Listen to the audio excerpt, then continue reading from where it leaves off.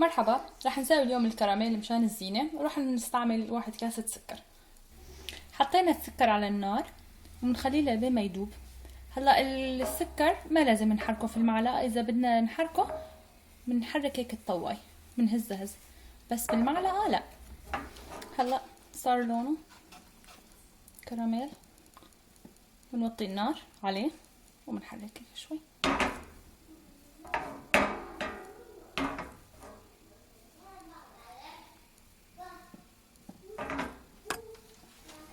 هلا طفينا النار انه خلص صار، وبنحرك هيك بقيان شوي كم قطعة سكر لوحدهم. هلا عبدوبوا من الحرارة. يعني صار الكراميل جاهز.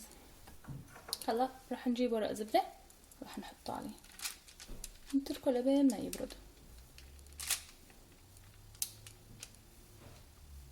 هلا الكراميل تركته من 5 ل10 دقايق ليبرد، برد وصار قطعة واحدة وانا هيك بدي اياه. رح نحطه هلا بكيس نايلون.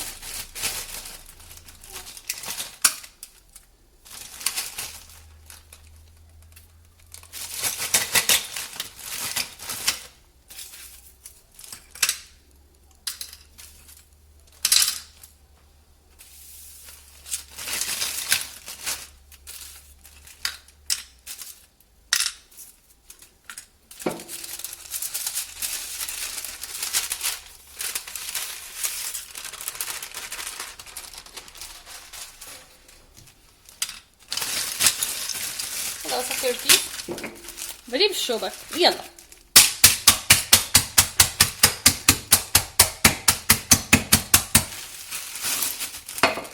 هلا خلص، كمان بدي يعني عن اكتر.